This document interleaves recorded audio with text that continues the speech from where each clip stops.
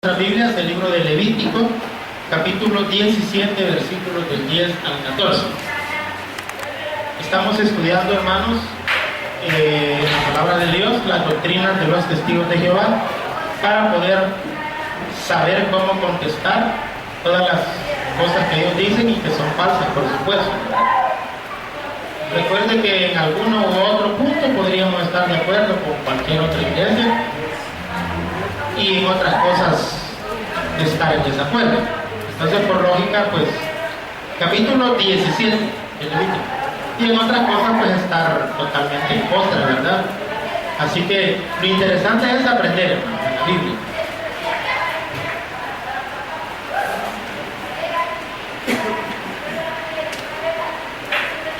Aprender y aprender, y defender la fe. El Señor dice que tenemos quiere que presentemos defensa con mansedumbre y reverencia ante todo el que nos demande razón de la esperanza que hay en nosotros.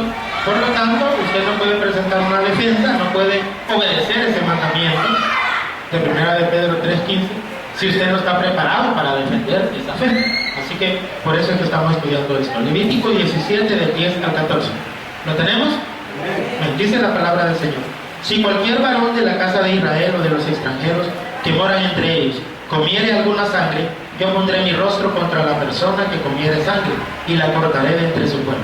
Porque la vida de la carne en la sangre está, y yo la he dado para hacer expiación sobre el altar por vuestras almas, y la misma sangre hará expiación de la persona. Por tanto, así ha dicho a los hijos de Israel: ninguna persona de vosotros comerá sangre, ni el extranjero que mora entre vosotros comerá sangre, y cualquier varón de los hijos de Israel o de los extranjeros que moran entre ellos, que cazare animal o ave que sea de comer, derramará su sangre y la cubrirá con tierra, porque la vida de toda carne es su sangre. Por tanto, ha dicho a los hijos de Israel: no comeréis la sangre de ninguna carne, porque la vida de toda carne es su sangre, cualquiera que la comiere será cortado. Señor, gracias te damos por tu palabra, Señor, que este día se va a exponer. Háblanos a través de ella para ser edificados, Señor. Gracias, papito lindo, porque no nos abandonas, porque a pesar de las cosas como se vean a veces difíciles, nosotros siempre confiamos en ti. Y eso viene de ti mismo, Señor. Tú nos has dado esta fuerza para perseverar y no rendir. Por lo tanto, toda la honra y la gloria recae sobre ti. En el nombre de Jesús, amén y amén. Pueden sentarse.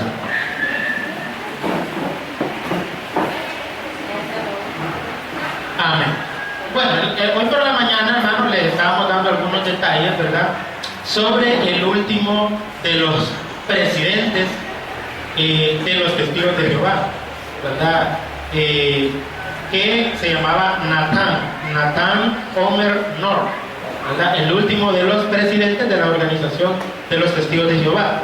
Él vivió entre 1905 y 1977. Yo tenía 3 años cuando murió, ¿verdad?, el último de los presidentes de la organización llamada los Testigos de Jehová. Murió en 1977 y le sustituyó, ¿verdad? Bueno, el que les acabo de mencionar, hermano, era el anterior, ¿verdad? Dice acá que le sustituyó Frederick Franz. Este fue el último realmente, el anterior no era el último. El último se llama Frederick Franz. Este murió el 22 de diciembre de 1992. El anterior es el penúltimo. Este es el último. Frederick W. Franz. ¿Qué fecha murió? En 1992. ¿Cuántos años hace para llegar al 2014? 22 años. O sea, hace 22 años murió el último presidente de los Testigos de Jehová, ¿verdad? Hoy ya no tienen presidente. Hoy ya no. Hoy solo es un consejo directivo, ¿verdad? Es decir, ellos son como una sociedad, se le llama, ¿verdad?, que está constituida, y el nombre no es los Testigos de Jehová, ese es el nombre ante el público, ¿verdad?, pero es Sociedad Atalaya de Biblias y Tratados. Todos los libros de ellos, toda la literatura tienen ese nombre, ¿verdad?, en inglés, por supuesto. Se dice la Watchtower. Cuando usted ve Watchtower, es la torre del vigía, ¿verdad?, o que eso sería lo mismo que decir atalaya, ¿verdad?, porque un atalaya era uno que estaba en una torre vigilando, ¿verdad?, por eso se le llamaba así, atalaya. Y este hombre, el último, Frederick Franz, murió a los 98 años, imagínense. 98 años tenía cuando falleció. ¿Qué fue lo que hizo este último presidente de los Testigos de Jehová? Hizo una mayor actividad misionera y también, hermanos, literatura. Hizo mucha literatura. Es decir, él promovió, como era el presidente, promovió que dentro de la organización se mandaran más misioneros a todos lados. Y es decir, los Testigos de Jehová son una organización que por el orden que han tenido han crecido bastante. Lo cual nos demuestra, hermanos, que no solo se puede crecer por decir la verdad, sino por ser organizado. O sea, hay dos formas de crecer. Solo que yo preferiría crecer desordenadamente y tener la verdad y no ser tan ordenado y crecer y ser una mentira. ¿De qué me sirve a mí tener 1 millón de miembros y engañados? No me sirve de nada, hermano. A veces nos apantallamos por el tamaño de las iglesias. Decimos, aquí sí está Dios, porque miren qué multitud. Y usted va a ver uno de esos grandes teleevangelistas y son estadios completos y botan gente y todo, pero usted le pregunta, ¿y si usted muriera hoy, a dónde iría su alma? A saber. O le dicen, mire, aquí no hablamos del infierno, vamos a ahuyentar a la gente. ¿Y Jesús por qué sí hablaba del infierno? Jesús es el que más mencionó la palabra infierno. No sé si sabían ustedes eso, pero él fue el que más veces la dijo. Por lo tanto, nosotros, Dios no nos ha mandado a no decir las cosas porque se ve enojar a alguien, ¿no? Dios nos ha llamado a predicar la verdad, tal y como es, ¿verdad? Amén. Así que este hombre hizo esa mayor actividad misionera y también pues escribió bastantes libros, ¿verdad? Bastante literatura. Hoy pues las dos publicaciones más famosas de ellos, ¿cómo se llaman? Despertar y Atalaya. Son las dos revistas más famosas que ellos andan promoviendo. Antes la vendían, hoy se la regalan, ¿verdad? ¿Por qué? Porque ya la gente no pagaba por eso, pues, porque la gente no cree, porque es una doctrina muy difícil de creer, puesto que hasta tienen una Biblia que sabemos nosotros que la amoldan a su doctrina, en vez de amoldar la doctrina de ellos a la palabra de Dios, ¿verdad? Tuvieron que hacer una versión propia, original en el sentido de que ninguna Biblia es igual a esa. Esa traduce las cosas a su modo, al modo de ellos, para que apoyen las doctrinas falsas que ellos promueven. En febrero de 1982 hubo una renuncia dentro de los Testigos de Jehová. Raymond Franks se llamaba, es el sobrino de Frederick Franks, el último presidente. Este hombre renunció en febrero de 1982. ¿Por qué? Porque pues él era miembro del órgano superior, por decirlo así, de la directiva superior de los Testigos de Jehová a nivel mundial, y fue excomulgado. Es decir, él se renegó desde adentro de los Testigos de Jehová por cómo se hacían las cosas, y entonces lo echaron. Al final, ellos, hermanos, cuando echan a alguien, pues ahí está prohibido incluso hablarles, ¿verdad? Es decir, ellos le voltean la espalda, ellos no lo tienen como rebelde y no se meten ya con esa persona. Entonces, pues haciendo una cosa que para mí pues está mal delante de los ojos de Dios, ¿verdad? Incluso hacer eso, pues ni siquiera querer saludar a la persona o tenerla de menos. Porque fíjense que si usted lee la literatura de ellos, la forma en que ellos escriben da a entender un menosprecio por los demás. Ellos dicen la palabra cristiandad y ahí caemos en un solo guacal todos, ¿verdad? Católicos, mormones, evangélicos, bautistas, evangélicos, pentecostales, todos caemos en el mismo guacal. Solo ellos dicen tener la verdad. Entonces ellos le llaman en forma despectiva la cristiandad. Y la forma en que ponen ahí las cosas pareciera que están como burlándose, como diciendo, miren qué tontos son, ¿verdad? No tienen el entendimiento que nosotros tenemos. Así se siente al leer cuando ellos están queriendo refutar los puntos de vista nuestros. Cuando la misma Biblia dice que tiene que hacerse con mansedumbre y reverencia. Este hombre renunció porque él estaba desde adentro de los Testigos de Jehová queriendo que se utilizara solo la Biblia para hablar la palabra. O sea, para hablar la verdad, que fuera la Biblia la única regla de fe y conducta, así como nosotros lo manejamos acá. Acá tenemos un colegio de teología, son un poquito alumnos, pero ahí les dejamos que lean algunos libros, pero nunca les he dicho yo, hermanos, miren, esos libros son más importantes que la Biblia, ¿verdad?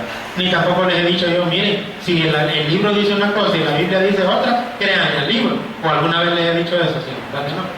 ¿Por qué? Porque nosotros tenemos que ver la Biblia en primer lugar Y ahí en los libros le van explicando algunas cosas de la Biblia. Pero si usted claramente siente que lo que el libro dice contradice la Biblia, ¿a quién le va a creer? ¿A la Biblia o al libro? A la Biblia, ¿verdad? Entonces, esa es nuestra regla acá en la iglesia. Y también a él renegó por la excesiva disciplina de la organización, porque ellos son demasiado estrictos y rigurosos con un montón de cosas. Por ejemplo, ellos no celebran la Navidad. Ahora, en muchas iglesias evangélicas tampoco. ¿Por qué? Porque dicen de que viene de una celebración pagana, lo cual, hermanos, lo que hacen algunos, sí, mezclan el nacimiento de Jesús con paganismo. Yo, en lo particular, en lo personal, hermano, y pido disculpas si ustedes de un parecer contrario a mí, yo no estoy de acuerdo que se ponga árbol, que se ponga nacimiento, no estoy de acuerdo. ¿Por qué? Porque la Biblia primero no dice que Jesús nació debajo de un pino, ¿o sí? Dice que nació ¿en dónde? En un establo. En un establo. ¿Y cómo va a haber un palo de pino adentro del establo? Para comenzar. Y nació en un pesebre. O sea, no nació, nació y lo pusieron en un pesebre. Y claro, ahí lo adornan, ¿verdad? El nacimiento, y ponen todo, hasta ponen a los 3 reyes magos, Melchor, Gaspar y Baltasar, que ni eran 3, ni eran reyes, ni eran magos, ni se llamaban así, ¿verdad? Todo eso es pura tradición, ¿verdad? Entonces, pero a estos hombres que llegaron a ver a Jesús, los ponen ahí los muñequitos, ¿verdad? Enfrente del nacimiento, y ponen, y bueno, para comenzar, que la Biblia dice que cuando estos hombres llegaron a la casa, dice, o sea que Jesús ya no estaba en el pesebre, ya no estaba en el establo, ¿verdad? Ya estaban en una casa cuando estos hombres llegaron.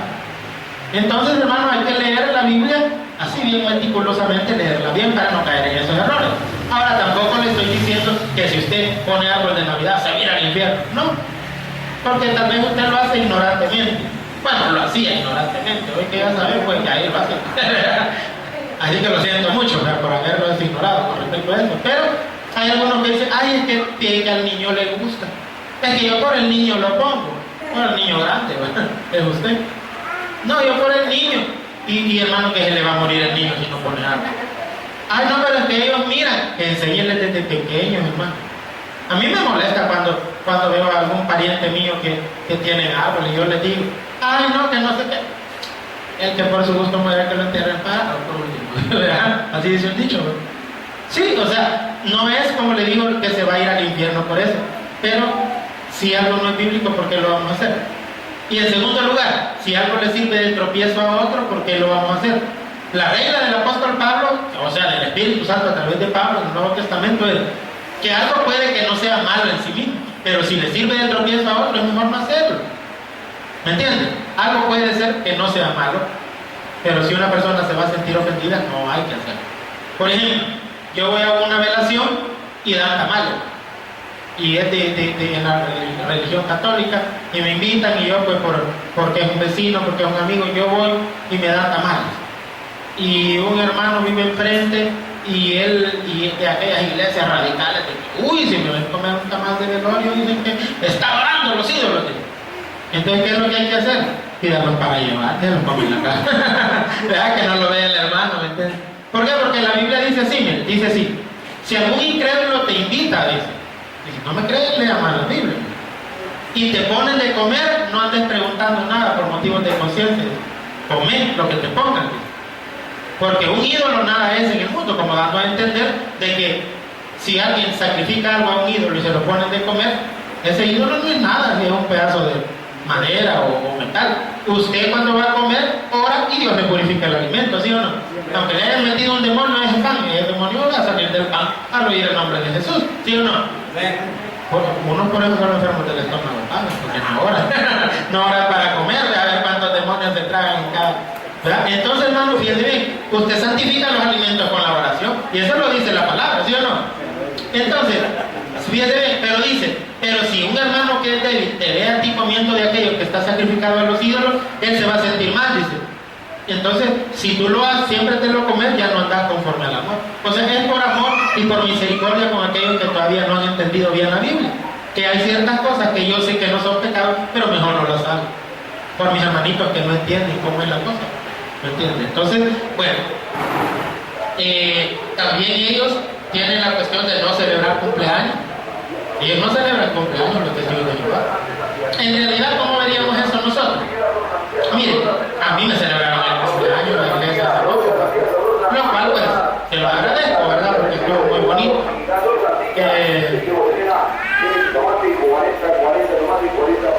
Entonces, porque en realidad es un año menos, ¿verdad?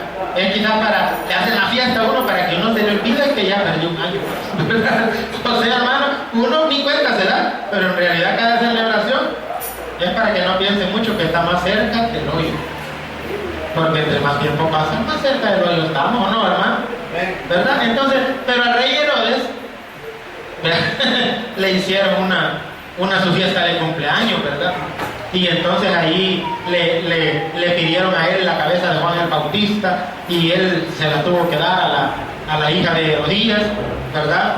Y entonces pues se cometió un pecado en un cumpleaños, pero eso no quiere decir que porque alguien cometió un pecado en un cumpleaños sea pecado celebrar el cumpleaños. Lo que uno hace es una acción de gracias para Dios, ¿sí o no?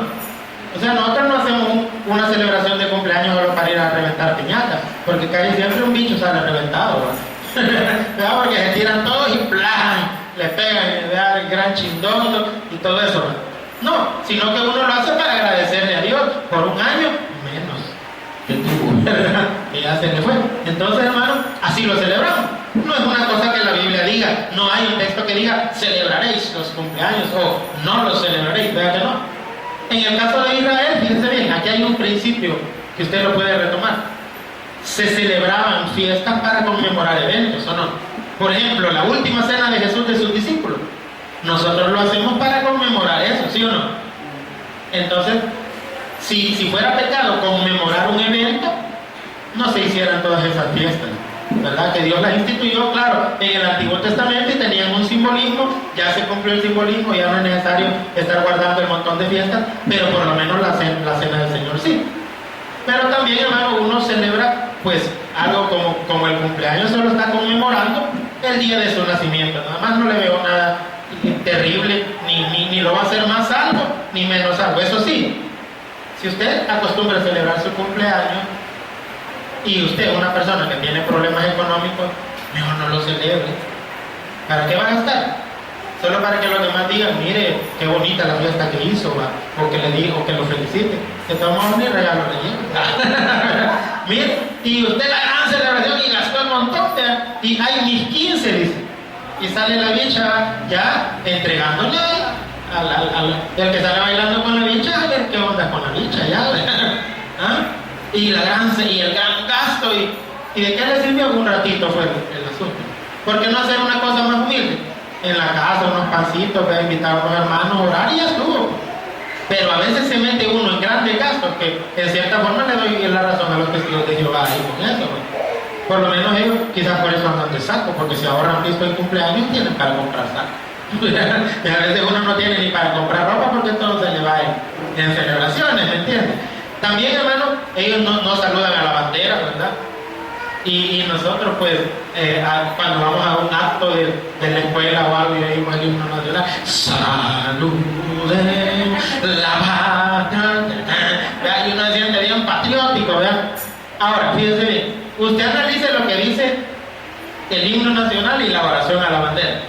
Y si en uno de ellos dice una parte donde se hable de adorar alguno de esos símbolos, entonces esa parte no la canta, porque ya sería una cuestión de adoración. Pero yo ahorita no he hecho memoria que es lo que dice, ¿verdad? Saludemos la patria orgullosos de hijos suyos podernos llamar. Eso no es pecado porque somos hijos de la patria donde vivimos, ¿verdad? Eso es hasta bíblico, ¿verdad? Los hijos las hijas de Jerusalén, por ejemplo. La hija de Sión, dice. Se refiere a los habitantes de Sión. ¿Me entiende? O sea, analice cada una de esas cosas y si usted ve que algo va peleado con la Biblia, entonces no lo haga. Y también no van a la guerra los testigos de Jehová, ¿verdad? Y nosotros pues tenemos guerra espiritual, pero si hubiera guerra y nos quisieran enlistar y se saca una ley de la República que uno tiene que, y que por ley tiene que ir a luchar, pues ni modo, ¿verdad? Pero que fuera ley. Pero ellos ni así han querido. Tienen un problema ellos escatológico. Ahora, aquí hay un asunto que quiero que entiendan. ¿Qué significa un problema escatológico? Bueno, Escatología es la ciencia que estudia los eventos proféticos, los eventos finales. Algunos dicen que el problema de los testigos de Jehová viene y le echan la culpa a dos personas principalmente. Un personaje que se llamaba Nelson Darby y otro es Scofield, de la Biblia de Scofield. No sé si ustedes han escuchado que hay una Biblia que se llama la Biblia de Estudio Scofield. ¿Por qué? Porque Darby y Scofield fueron dos teólogos que promovieron mucho y hablaron bastante sobre un tema que se refiere a los eventos finales, que es, hermano, el tema de las dispensaciones o el dispensacionalismo. ¿Qué son las dispensaciones? Son los diferentes tipos de administración de Dios de los asuntos de la humanidad en diferentes periodos. ¿Qué quiero decirle con esto? Que Dios nunca no ha administrado de la misma forma todos los eventos en todas las épocas. Le voy a poner un ejemplo. Cuando estaban en el jardín del Edén, Adán y Eva, eso se le llamaba la dispensación de la inocencia. ¿Cuántos mandamientos dio durante ese periodo el Señor? ¿Será que ahí les dio ya los 10 mandamientos? Solo uno, ¿verdad? ¿Cuál era el único mandamiento que Dios dio en el jardín del Edén? Que no comience del árbol de la ciencia, del bien y del mal. Un solo mandamiento. Y ahora, la pregunta es, en ese periodo, en esa dispensación, antes de que ellos comieran de ese árbol, el tipo de alimentación, ¿cómo iba a ser según Dios? ¿Qué orden le dio Dios a Adán y Eva? ¿Que comieran de todo tipo de animales y comieran vegetación o solo que comieran vegetales? De todo lo que hay. Vegetales, pero eran solo frutos, Creo, ¿estás seguro? Creo porque el primero sí, es que lo que pasa es que lo oí así como yo sí, de que yo creo que también creo. Sí, eran vegetarianos. Solo podían comer frutas y verduras. Adán y Eva no podían comer animales. Pero vea una cosa, después de Génesis capítulo 3, que cayeron en pecado, que comieron del fruto que Dios les prohibió que comieran, Dios ya les dice que pueden comer de todo. Entonces cambian las condiciones, ¿o no?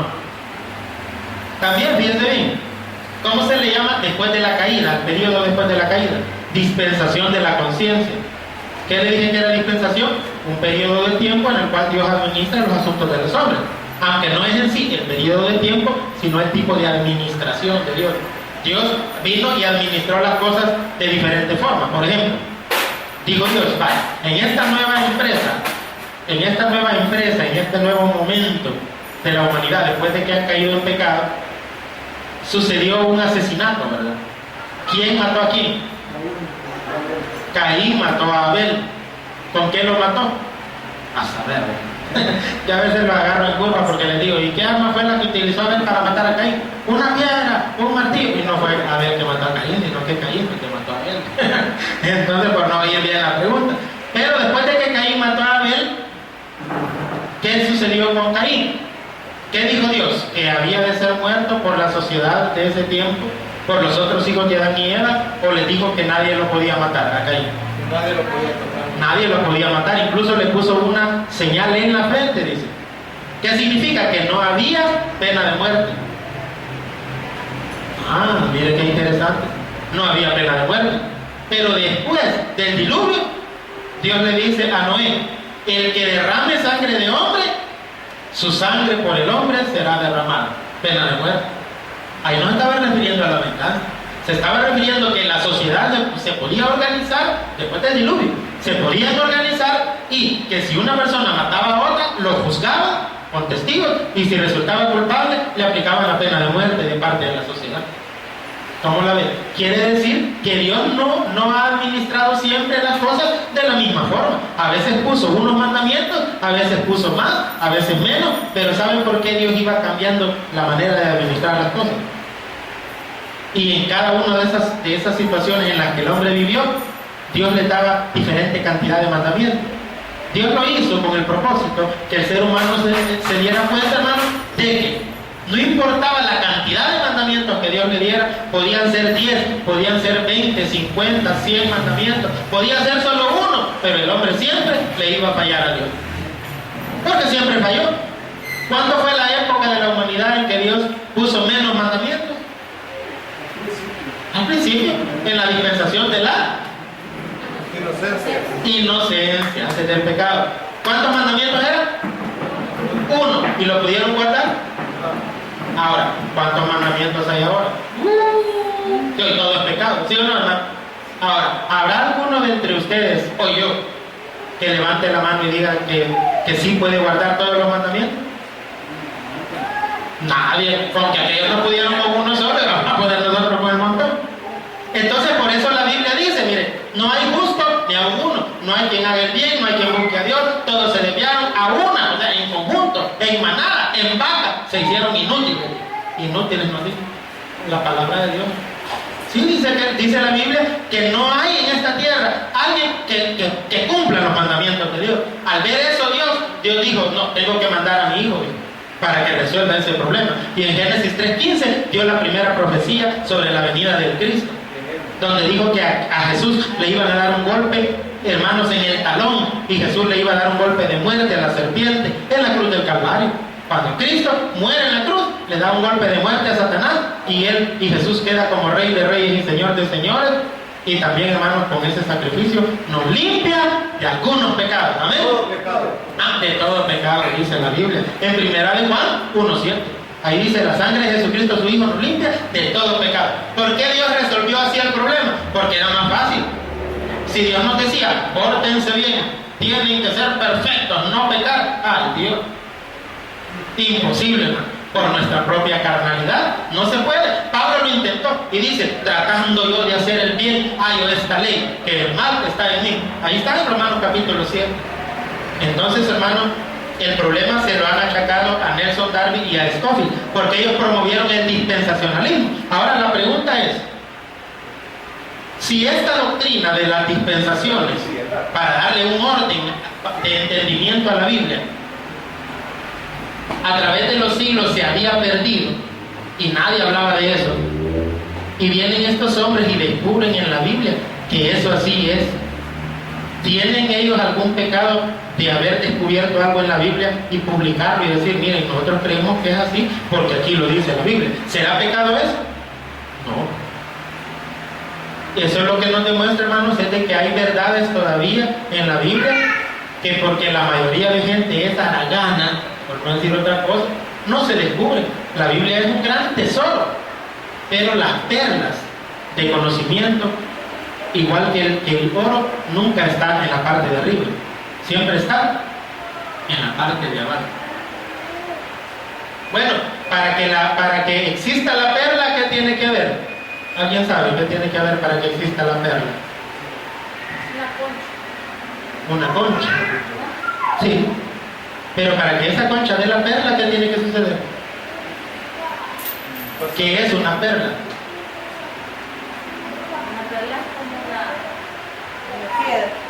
Una perla es una lágrima de una concha.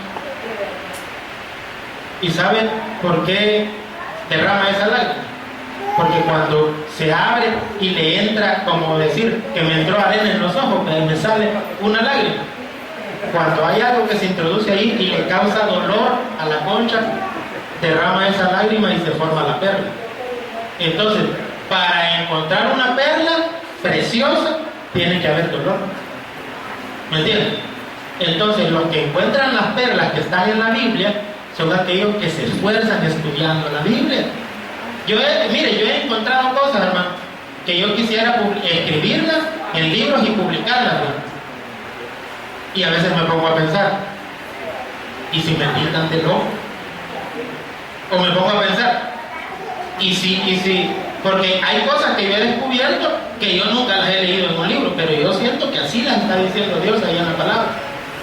Y digo yo, pero cuando yo las diga van a saltar mucho y van a decir, miren, ese hereje porque no cree como nosotros creemos. Pero a mí no me importa tanto lo que digan los hombres, sino lo que dice la Biblia. Yo quisiera que alguien me convenciera con la Biblia de que yo estoy equivocado, si es que estoy equivocado. Pero yo pienso que Dios le va a revelar cosas a cualquiera de ustedes, si ustedes estudian la Biblia a conciencia. Esos hombres, yo siento que Dios les reveló algo que si Dios ya lo había dejado escrito en la Biblia, ellos lo único que hicieron fue eso, descubrirlo ahí. Ahí estaba, pero nadie lo había encontrado todavía porque nadie se había esforzado, nadie había ido al fondo del mar para recoger esa perla, por miedo a ahogarse. Hay gente que no se mete mucho en la palabra porque cuando se van metiendo se dan cuenta que es un gran mar de conocimiento y les da temor de ahogarse. Dicen, no, ahí por ahí dicen que hasta loco se vuelve uno si estudia mucho la Biblia. Loco se va a quedar por no estudiarla, ¿me entiendes? Entonces el problema es de que los testigos de Jehová, el problema fue de que ellos dijeron, como se hablaba mucho de las dispensaciones, se habló mucho de los eventos proféticos, porque se habla de la dispensación de la tribulación, por ejemplo. Entonces se habla, hermanos, de las cosas que vienen terribles al mundo. Y a los que le echaron la culpa fue a estos hombres que descubrieron el dispensacionalismo, ¿verdad? Pero, hermanos, más adelante les voy a ir hablando yo de los eventos proféticos para que los vayamos estudiando. ¿Vamos bien hasta aquí? ¿Alguna pregunta? ¿No hay? Recuerden que pueden preguntar con toda confianza. El problema de la sangre, Levítico 17, 10 al 14. Si cualquier varón de la casa de Israel o de los extranjeros que moran entre ellos comiere alguna sangre, yo pondré mi rostro contra la persona que comiere sangre y la cortaré de entre su pueblo. Este texto es donde los testigos de Jehová se basan, hermano, para decir que una persona no debe hacerse transfusiones de sangre. Mejor prefieren que se muera alguien, pero que no le hagan una transfusión. Pero ¿qué dice la Biblia acá? ¿Está hablando de comer sangre de una transfusión de sangre? ¿Está hablando ahí, hermano? No, no. Sangre animal. Está hablando de no comer sangre, y sangre de animales, porque lo que comían eran animales, ¿verdad? Y hay animales que podían ir con sangre a alguna parte, como la moronga, por ejemplo. Entonces dice el versículo 11, porque la vida de la carne en la sangre está, y yo la he dado para hacer expiación en el altar por vuestras almas. Noten esa frase, hermano, noten esa frase. La vida de la carne en la sangre está. Ahí la pregunta es, ¿la vida de toda carne o solo la vida de los animales? Toda carne. Sí, pero ahí se refiere a la de los animales específicamente, porque dice, y yo la he dado para hacer expiación sobre el altar. ¿Qué era lo que se echaba sobre el altar? ¿Sangre humana o sangre de animales? Entonces de eso se está refiriendo, sangre de animales, que la había dado para hacer expiación, o sea, agarraban la sangre del animal y le echaban sobre el altar. Y eso era para hacer expiación, ¿por quién? Por vuestras almas. El animal no tiene alma, nosotros sí tenemos un alma. ¿Dónde dice la Biblia que nosotros tenemos cuerpo, alma y espíritu?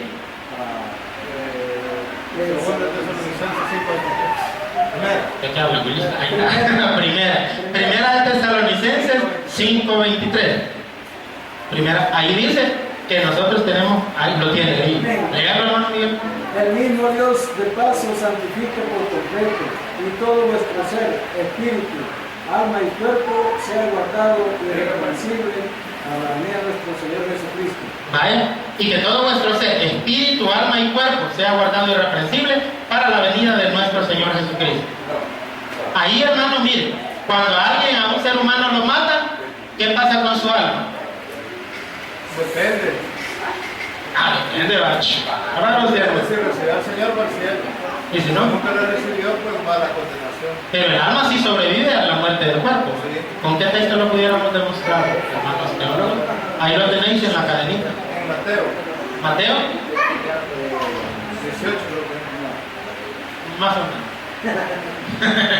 Ajá. Ahí tienen la cadenita ustedes, siervos de Jehová.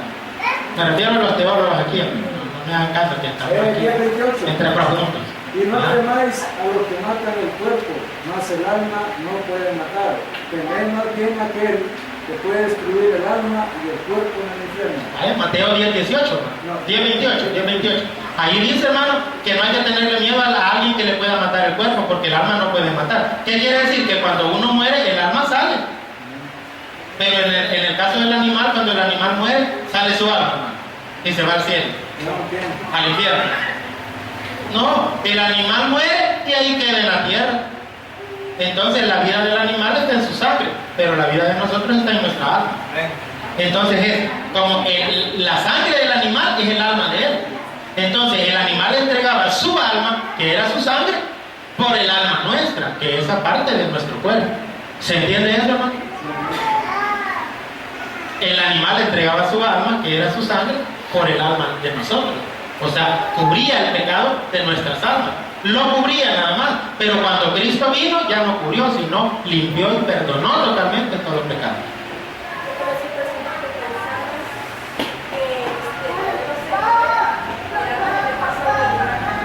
Que cuando uno se muere, el alma se le pasa a un animal. Han de haber sido entonces budistas, también, sí, rosacruces,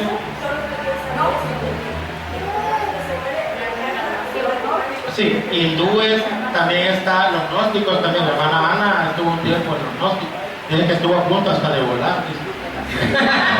Sí, porque los gnósticos se ponen allá a meditar así, a levantar a la gente así del aire, ¿verdad?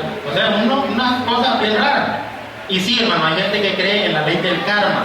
Un día vamos a hablar sobre eso, hermano. ¿Qué es el Saori? La ley del karma, la reencarnación.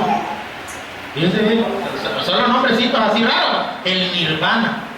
Ah, pastor, esa música me gustaba, la de nirvana. No, hermano, no le estoy hablando del grupo musical.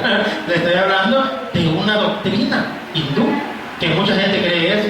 Pero hermano, fíjense bien, hablando sobre esto, entonces ya para terminar, la sangre del animal era la que era echada sobre el altar. Entonces aquí no está hablando de sangre humana, está hablando de sangre de animales. No está diciendo no le hagan transfusión de sangre de un humano a otro humano. Versículo 12. Por tanto, he dicho a los hijos de Israel, ninguna persona de vosotros comerá sangre. Comerá, porque al comer el animal había peligro de comer sangre. Ni el extranjero que mora entre vosotros comerá sangre. Cualquier varón de los hijos de Israel o de los extranjeros que moran entre ellos, que cazare animal o ave, que sea de comer, derramará su sangre y la cubrirá con tierra. ¿De qué está hablando? ¿De animales o de personas? ¿No? ¿Verdad que está claro ahí? Que cazare animal o ave de comer. Animal. No, usted no. Allí dice animal o ave de comer. ¿Qué hay que hacer? Derramará su sangre y la cubrirá con tierra. Porque la vida de toda carne, pero está refiriéndose a los animales, en su sangre, está en su sangre. Y por tanto, he dicho a los hijos de Israel, no comeréis la sangre de ninguna carne, porque la vida de toda carne es su sangre. Cualquiera que la comiere será cortada. Y cualquier persona, así de los naturales como de los extranjeros, que comiere animal mortecino o despedazado por fiera, lavará sus vestidos y así mismo. Ahora véame, por favor, para terminar, hermano, el texto de Levítico 3:17. Levítico 3:17, y ahí terminamos. Porque quiero que aunque sea 5 minutos nos reunamos. Levítico 3:17, ¿lo tenemos? Amén. Estatuto perpetuo será por vuestras edades, donde quiera que habitéis, que ninguna grosura ni ninguna sangre comeréis. Hermano, ¿dice solo sangre o habla de grosura también? Grosura. Habla de grosura. Entonces no está hablando de seres humanos. ¿Ya? Porque ¿cómo se podría referir eso de la grosura? ¿Que acaso nosotros nos comemos la grosura de otro ser humano? No, ¿va? Ni la sangre tampoco, pues. Es obvio que no, ¿va? Pero nosotros no nos comemos la sangre, sino que cuando hay un accidente y es necesario echarle sangre, lo que se hace es una transfusión de sangre. Ahora, ¿quieren que les diga algo, hermano? Nosotros somos salvos por una transfusión de sangre. Fíjense, somos salvos por una transfusión de sangre, porque nuestra sangre estaba contaminada de pecado. Y cuando Cristo murió en la cruz, Dios llegó a la cruz con una jeringa, agarró la sangre, la inyectó en nuestras venas y ahora somos salvos porque la sangre de Jesucristo, su Hijo, nos limpia de todo pecado. Démosle un aplauso al Señor.